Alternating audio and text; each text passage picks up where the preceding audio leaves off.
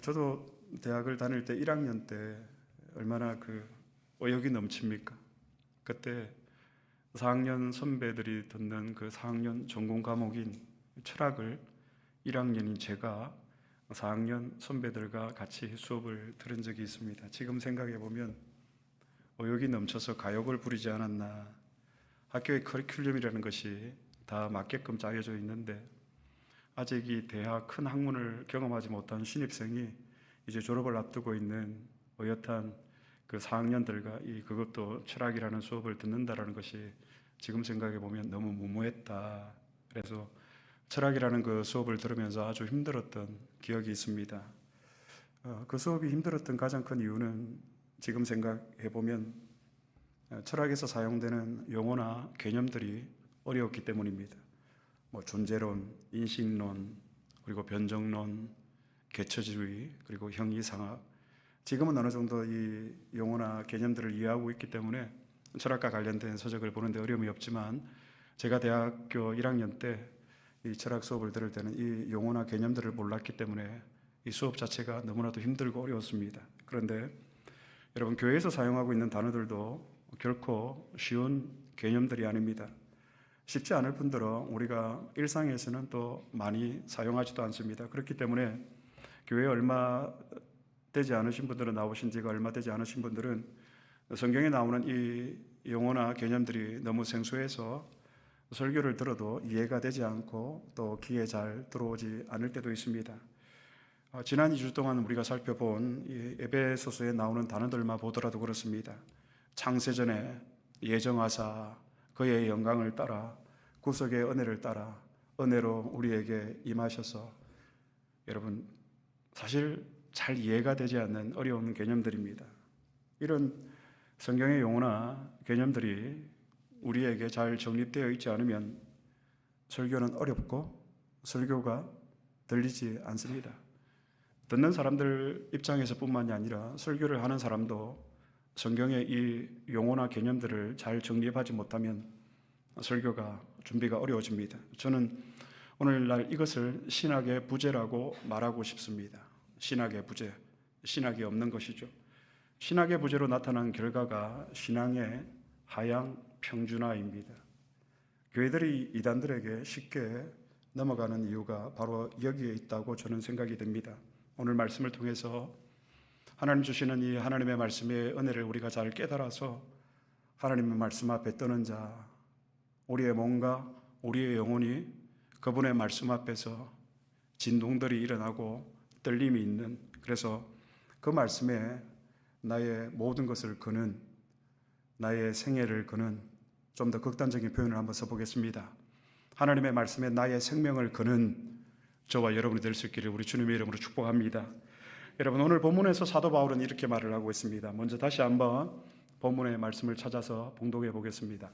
에베소서 1장 7절의 말씀 다 같이 봉독하시겠습니다. 우리는 그리스도 그의 피로 말미암아 속량 곧 제사함을 받았느니라. 그의 피로 말미암아 속량 곧 제사함을 받았느니라. 저는 오늘 이 속량에 대해서 살펴보고자 합니다. 여러분, 우리가 이미 알고 있는 말씀입니다. 그의 피로 말미암아 우리가 속량 곧 제사함을 받았다. 그러면 속량을 받았다라는 말은 무슨 의미일까요? 그러니까 예수 그리스도의 피로 우리가 제사함을 받았다라는 이 말은 예수 그리스도의 죽음이 우리의 죄를 용서받을 수 있게 했다라는 말입니다. 이것이 바로 속량입니다. 자, 조금 더 우리가 속량이라는 단어에 대해서 들어가서, 속량의 헬라 단어는 아폴리트로시스입니다. 그 뜻은 해방시키다 또는 속전을 받고 자유롭게 하다. 속전을 받고 자유롭게 하다. 속전은 여러분, 이 속죄하다의 속 그리고 돈전이 합쳐진 말이 바로 속전입니다. 돈을 주고 값을 지불하고 사는 것이죠. 속전.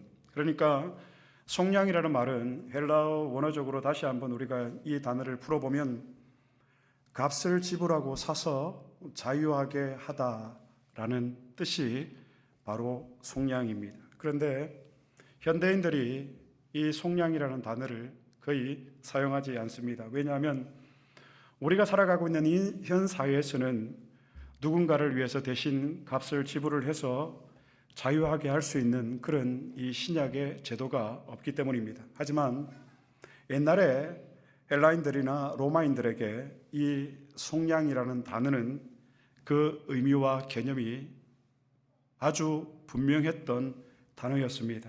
당시에 이 속량이라는 말은 주로 노예를 살 때에 그 노예를 그 값을 지불하고 노예를 사서 노예를 자신의 종으로 부리거나 아니면 노예를 자유하게 해주는 그 속량이라는 뜻으로 이 단어를 사용했습니다. 그래서 구약에 보면 노예들에 한해서 적용되는 단어가 또한 이 속량이었습니다. 그리고 이 속량이라는 단어가 구약에 나오는데 이때는 동물들과 관련해서 이 속량이라는 단어가 사용이 됩니다. 성경을 한번 찾아볼까요? 출애굽기 21장 28절의 말씀, 21장 28절의 말씀 다 같이 봉독하시겠습니다. 시작. 소가 남자나 여자를 받아서 죽이며 그의 소는 반드시 돌로 쳐서 죽일 것이요 그 고기는 먹지 말 것이며. 자, 출애굽기 21장 28절의 말씀은 어떤 말씀일까요? 구약의 율법에 따르면 집에서 기르던 소가 이웃 집의 사람을 받아서 죽여버립니다. 그러면 그 소는 어떻게 율법에 따라서 해야 되는가? 그 소는 반드시 죽여야 됩니다. 그런데 만약 그 소를 죽이지 않으면 어떻게 될까요? 그 소의 주인을 죽이는 것이 구약의 배상법입니다. 그래서 모든 경우의 주인들은 소를 죽입니다. 그런데 주인이 그 소를 너무 아끼고 사랑하면 소의 주인은 죽은 사람의 가족을 찾아가서 아주 큰 값을 지불을 하고 죽은 사람의 가족에게 돈을 주고 그 소를 살리는 경우가 있습니다. 성경을 찾아보겠습니다. 출애굽기 21장 30절 말씀입니다. 다 같이 봉독하시겠습니다. 시작. 만일 그에게 속죄금을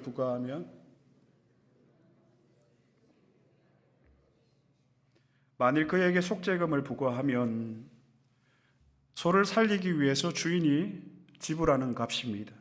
속죄금. 그러면 소는 죽지 않아도 되는 겁니다. 이것이 구약에서 말하고 있는 속량이라는 의미입니다. 생명의 대가로 주인이 소의 값을 지불을 하면 그 소는 죽지 않아도 됩니다.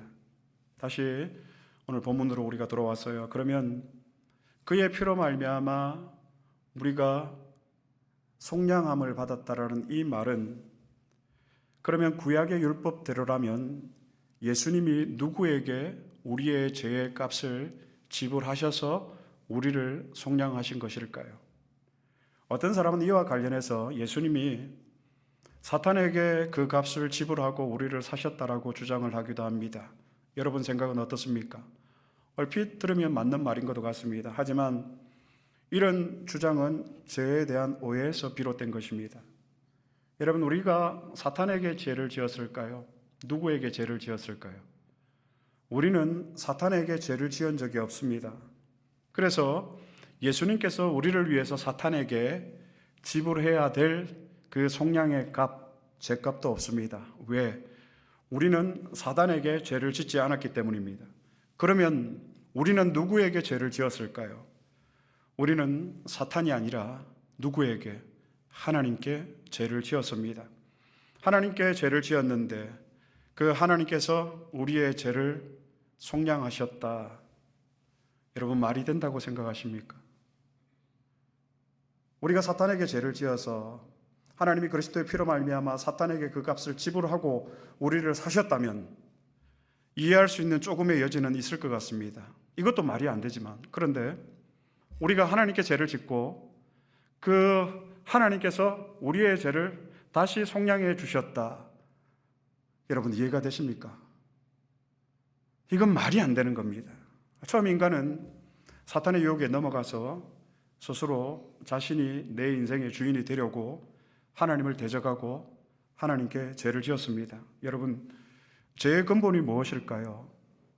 죄의 근본은 사탄을 주인으로 삼아 사는 것이 아니라 내가 주인 되어서 사는 것이 죄의 뿌리입니다. 그러니까 성경에서 말하고 있는 죄는 하나입니다. 우리가 시기하고 질투하고 투기하고 싸우고 하는 것들은 죄의 열매들이지, 성경에서 말하고 있는 죄의 뿌리는 오직 하나입니다. 무엇일까요?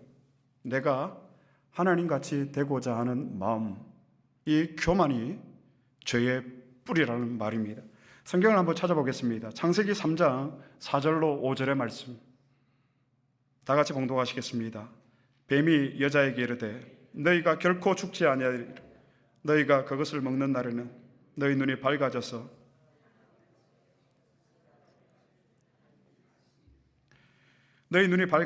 무엇과 같이 되어 하나님과 같이 되어 하나님처럼 되고자 하는 마음, 하나님처럼 높아지고자 하는 마음, 이 교만, 이것이 우리의 죄의 뿌리입니다. 인간이 하나님보다 높아지고자 하는 마음, 이것이 인간에게서 분출되어져 나오는 일만하게 뿌리가 된다라는 말입니다. 그리고 우리 안에 있는 이 하나님같이 되고자 하는 마음, 하나님보다 높아지고자 하는 이 교만이 우리 안에서 욕망을 다시 분출해냅니다. 이 욕망이라는 것은 여러분, 우리의 영혼의 착시 현상을 일으키는 주범이 되기도 합니다. 사막의 신기루 같은 것이죠. 납치만을 보고 생명의 길을 가야 하는데, 그런데 신기루가 보이는 거예요. 무엇 때문에? 욕망 때문에. 이 욕망은 무엇에 뿌리를 두고 있다고요?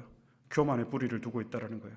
이 죄의 뿌리, 하나님이 되고자 하는 마음, 하나님같이 높아지고자 하는 마음, 이 교만이 우리로 하여금 욕망들을 일으키게 하고, 이 욕망이 우리로 하여금 영혼의 착시를 일으키게 한다는 것입니다. 그래서 우리 앞에 놓여져 있는 이 생명의 길과 사망의 길을 갈 때에 하나님께서 우리에게 보이신 길은 이 생명의 길이지만, 우리의 욕망으로 인해서 우리 안에 이 착시가 나타나는 거예요. 이 사망의 길이 생명의 길처럼 보이는 거예요. 그래서 이 길을 가는 거죠. 어떤 사람은 재물이 될 수도 있고, 어떤 사람은 명예가 될 수도 있고, 어떤 사람은 성적인 부분이 될 수가 있겠죠. 이 욕망에 사로잡히게 되는 거죠. 이 욕망들이 우리 안에서 끊임없이 터져 나오는 것은 우리가 하나님같이 되고자 하는 그 교만한 마음 때문입니다. 여러분, 하나님의 미련한 것이 사람의 지혜보다 더 강하다는 사실을 여러분 믿으시기를 바랍니다. 그래서 여러분, 우리는 이 욕망의 노예로 사는 것이 아니라 하나님을 주인 삼아 살아가는 저와 여러분이 되어야 합니다. 여러분, 이것이 죄의 본질이에요.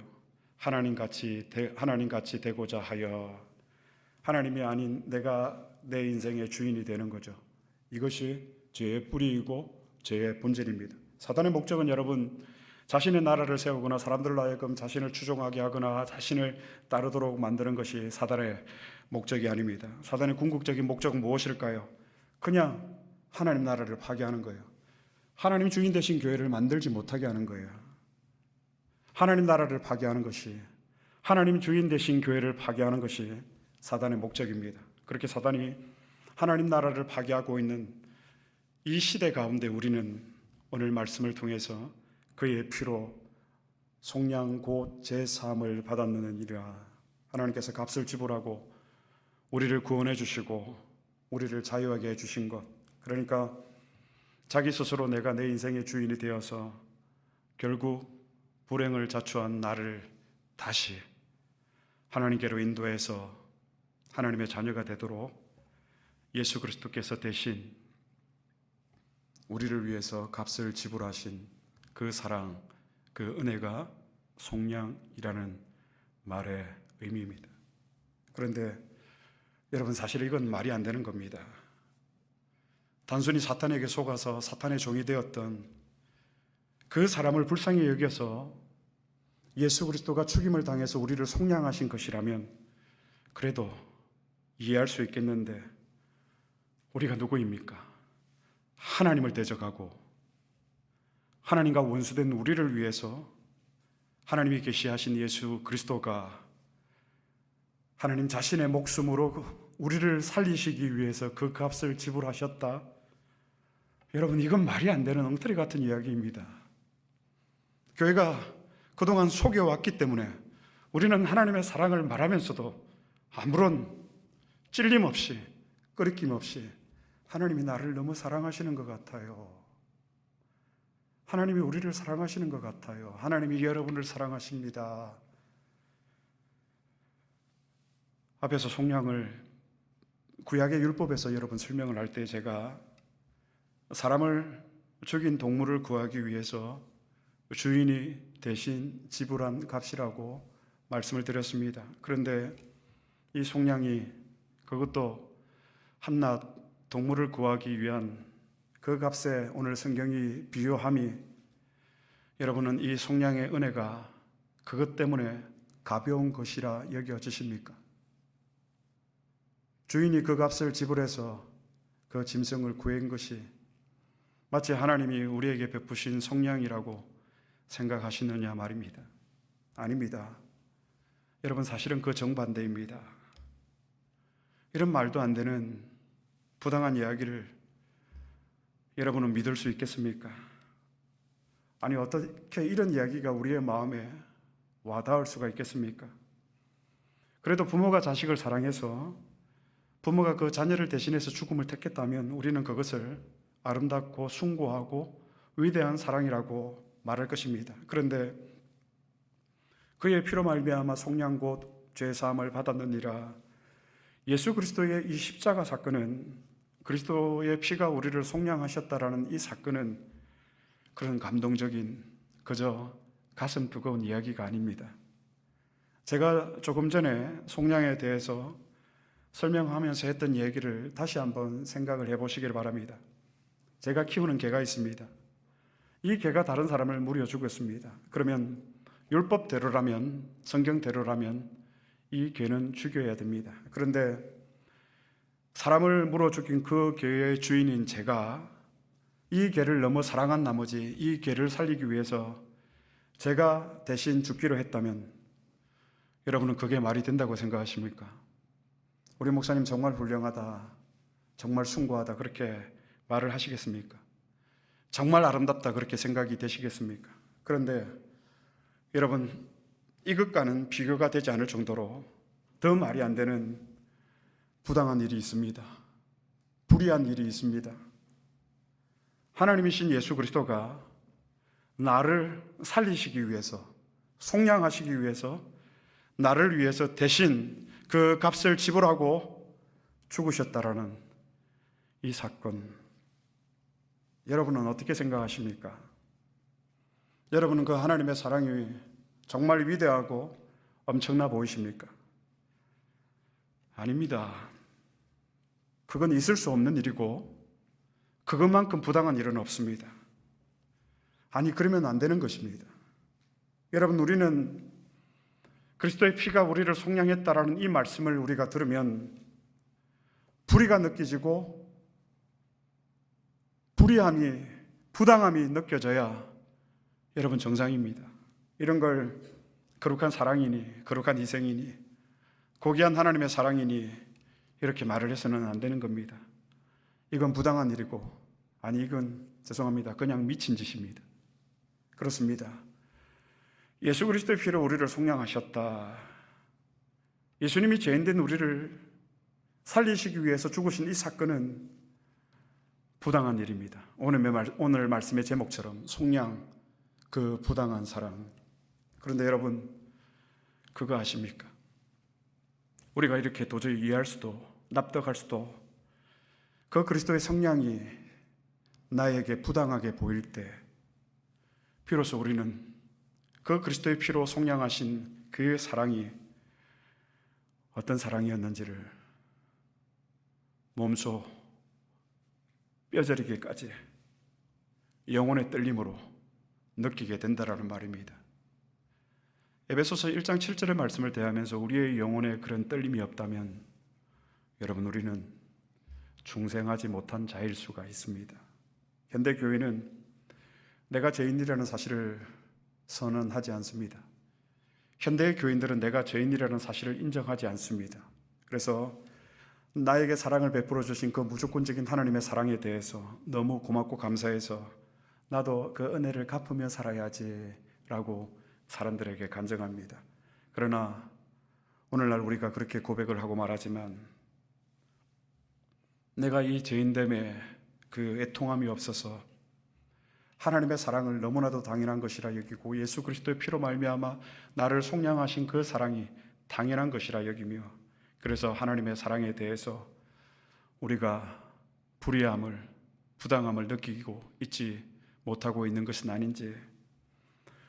저도 그렇습니다. 지금까지 저는 신앙생활을 하면서 예수 그리스도의 이 속량의 은혜를 다 이해하고 있다라고 스스로 그렇게 생각을 했습니다. 그리고 저는 지금까지 살면서 어떻게 하든 하나님의 그 은혜를, 속량의 은혜를 조금이라도 갚을 수 있었으면 좋겠다는 심정으로 지금 살아왔습니다. 물론 앞으로도 그렇게 살 것입니다. 지금도 마찬가지고요. 하지만 저는 하나님이 저를 사랑하신 그 사랑이, 그리스도의 피로 나를 속량하신 그 사랑이 부당한 사랑이라고 생각해 본 적은 단 한 번도 없습니다. 아니, 오히려 하나님이 나를 사랑해 주시는 것을 저는 당연한 것이라고 여겼습니다. 부모로서 자식을 낳았으며 책임을 져야지, 그런 마음이었는지도 모르겠습니다. 그런데 하나님이 저를 사랑하시는 것이 부당하고 불의한 것이라고 제가 느껴졌을 때 웬걸요, 저에게 정말 큰 은혜가 몰려왔습니다. 그리고 그 앞에서 더 이상 내가 그분께 내놓을 수 있는 것은 아무것도 없다라는 사실을 비로소 깨닫게 되었고, 또 그분께 내가 드릴 수 있는 것이 아무것도 없다라는 사실을 비로소 저는 깨닫게 되었습니다. 그리고 그분 앞에서 내가 가진 것들을 두고 내 것이라 할 수 있는 것이 저는 아무것도 없었습니다. 어떻게 이런 일이, 어떻게 그런 일이 일어날 수 있단 말인가? 어떻게 하나님을 대적하고 하나님을 떠나서 하나님과 원수되었던 그 하나님을 떠났던 나를 그의 피로 말미암아 속량하신, 어떻게 여러분 이 일이 가능할까요? 저는 이 사랑이 부당하다고 느껴지기 시작했습니다. 사랑하는 여러분, 우리가 하나님으로부터 받은 이 사랑은 그래서는 안 되는 잘못된 사랑입니다. 이건 누가 봐도 부당한 사랑입니다. 우리 중에 누가 이런 사랑을 하고자 한다면 다 말릴 거예요. 어리석은 짓이라고. 그런데 너무 많은 경우에 우리가 하나님의 사랑을 이야기하면서 하나님께서 우리에게 베푸신 그 사랑과 은혜가 무조건적이라고, 값없이 주신 것이라고 우리가 그렇게 말을 하지만, 그러나 여전히 지금도 그 사랑의 부당함을, 말도 안 되는 그 십자가의 속량을, 그 십자가의 황당함을 우리가 느끼지 못하고 살아가고 있지는 않는지.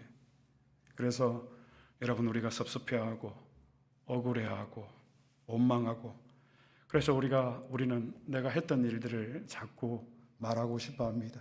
내가 이만큼 했는데, 내가 어떻게 했는데.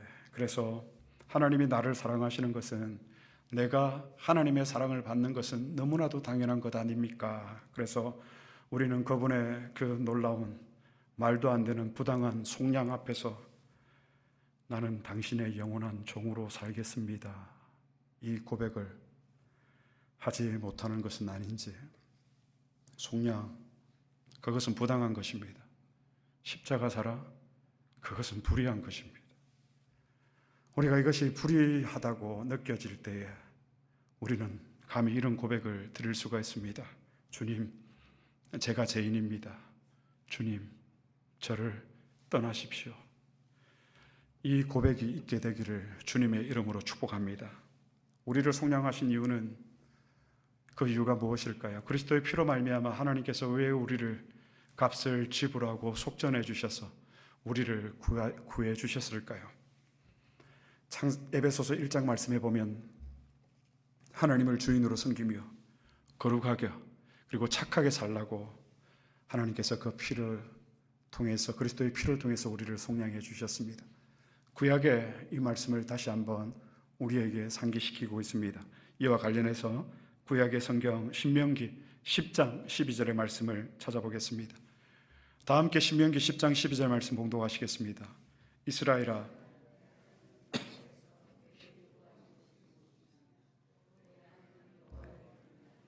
그의 모든 도를 행하고 그를 사랑하며 마음을 다하고 뜻을 다하여 내 하나님 여호와를 섬기고, 하나님의 요구입니다. 가나안 땅에 들어가면 이렇게 해야 된다. 얘들아, 내가 너희를 속량했으면 너희들 이제 내가 주인 되어서 살지 말고 나를 주인 삼아서 살아야 된다. 그런데 나를 주인 삼아 사는 것은 마음을 다하고 뜻을 다하여 나를 섬기는 것이다. 오늘 이 신명기 말씀의 하반절에 보니까 마음을 다하고 뜻을 다하고 내 하나님 여호와를 섬기고, 히브리어 성경을 그대로 옮기면 내 모든 마음을 다하고 내 모든 영혼까지도, 우리가 그런 얘기를 하잖아요. 아이들이 아무 생각 없이 살면 생각 좀 하고 살아라. 영혼 없이 살지 마라. 친구들 간에도 엉뚱한 말하면 영혼 없는 말 하지 마라. 우리가 얼마나 그렇게 하나님을 섬기고 있는지 여러분 아십니까? 마음을 다하고 뜻을 다하고 내 모든 마음과 내 모든 영혼으로서 내 하나님 여호와를 섬기고, 너희는 그렇게 살아야 돼. 이것이 우리의 아이덴티티예요. 정체성입니다. 우리의 마음과 우리의 영혼이 모두 그분께 바쳐진 상태, 이것이 하나님이 주인 되신 교회 공동체의 모습이고, 하나님을 주인 삼아서 사는 하나님의 속량함을 입은 하나님의 자녀들의 모습입니다. 마음과 영혼까지 모두 바쳐진 그분께. 여러분, 우리가 식당에 갔는데 분명히 빈 테이블이 있어요. 그런데 그 주인이 자리가 없다고 우리를 받지 않습니다. 분명히 테이블이 있는데, 왜냐하면 그 테이블은 이미 예약이 되어 있기 때문입니다. 이미 누군가가 그 테이블을 독점을 하고 있는 것이죠. 마찬가지입니다. 하나님은 우리의 마음과 우리의 영혼을 독점하고 싶어 하십니다. 우리를 속량해 주신 이유입니다. 테이블은 많이 있지만 그 테이블은 주인이 있는 거예요. 청함을 받은 사람은 많대, 택함을 받은 사람은 심히 적다. 여기서 택함을 받은 사람은 어떤 사람일까요? 마음과 영혼을 하나님께 독점당하고 있는 하나님의 사람, 이 사람이 바로 택함을 받은 사람입니다. 우리가 여러분 하나님을 주인으로 섬기고 산다는 것은, 하나님이 주인 되신 교회를 만들어 가고자 하는 것은 그냥 추상적이고 우리의 감성적인 우리의 다짐이 아니에요. 우리의 마음도 그리고 우리의 영혼까지도 하나님의 뜻을 따라 내가 순종하며 살겠습니다. 이것이 진정으로 하나님을 주인으로 모시고 사는 그리스도인의 모습입니다. 그렇게 하나님이 우리를 자녀로 부르셨습니다. 하지만 우리가 이 하나님의 사랑이, 그리스도의 피로 말미암은 이 속량이 불의하다고, 부당하다고 그것을 우리가 깨달을 때 우리는 하나님의 자녀라 부름받기를 떨려합니다. 내가 하나님의 자녀됨이 부당하다고 느껴지기 시작합니다. 그래서 기꺼이 내가 하나님의 자녀가 아니라 당신의 종으로 살겠습니다 라는 고백을 드리게 됩니다. 신약 성경에 이 좋은 비유가 있죠. 아버지의 집을 멀리 떠난 탕자가 다시 아버지 품으로 돌아왔을 때, 아버지가 그를 환대했을 때, 자신을 그렇게 다시 받아준 그 아버지 앞에 이 탕자가 했던 고백을 여러분 기억하십니까? 아버지여, 내가 하늘과 아버지께 죄를 지었사온즉 이제는 내가 아버지의 아들이라 일컬음을 감당하지 못하겠습니다. 나를 아버지 집에 품꾼 중에 하나로 보소서. 나를 당신의 종으로 삼으소서. 자녀의 신분에서 종의 신분이, 그 아버지의 사랑이 부당함을, 불의하다고 이 탕자가 깨달았던 거예요. 여러분, 우리의 신앙이 자라가면 우리가 이 고백을 하나님 앞에 들을 수 있어야 합니다. 나를 아버지 집에 품꾼 중에 하나로 보소서. 우리를 속량하신 그 사랑에 우리가 깊은 은혜와 감동과 감화를 우리가 받을 때, 하나님이 우리를 자녀로 불러주셨지만, 그러나 주님, 저는 당신의 종으로 한평생 살겠습니다. 왜냐하면 하나님의 사랑이 너무 부당하기 때문에, 그 사랑이 너무 불의하기 때문에, 그래서 저는 자녀이지만 종으로 살겠습니다. 말씀을 맺겠습니다.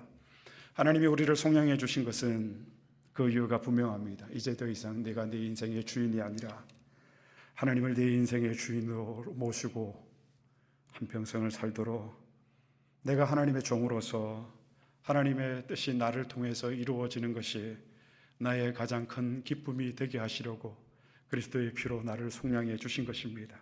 그 부당한 사랑을 우리에게 베풀어 주셨습니다. 사랑하는 새안디옥교회 형제자매 여러분, 이제부터라도 나의 마음과 나의 영혼까지 모든 것을 그분께 다 드려서 그분을 주인으로 삼고 살아가시기를 바랍니다. 삐뚤어진 세상을 바르게 하는 유일한 방법입니다. 이것을 위해서 저와 여러분, 우리 교회를 부르셨습니다.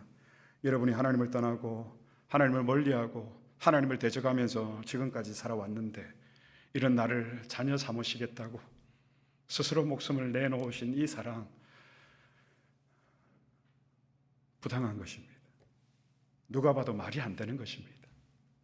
이것은 있을 수도 없는 일이고 있어서도 안 되는, 말도 안 되는 일입니다. 그런데 우리가 이 그리스도의 속량이 부당하다고 느껴지기 시작할 때, 그때 비로소 우리는 내가 하나님의 종이라는 사실을 깨닫게 됩니다.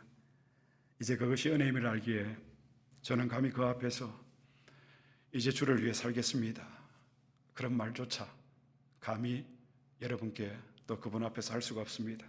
오늘 그 주님의 은혜가, 이 속량의 은혜가 여러분의 마음에 가득하게 되기를 바랍니다. 우리 여호와께로 돌아갑시다. 그리고 내 마음과 내 모든 영혼까지도 그 원주인이신 그분 앞에 그래서 그분을 나의 주인으로 삼고 살아갈 수 있는 저와 여러분, 우리 새안디옥 교회가 되어지기를 우리 주님의 이름으로 축복합니다.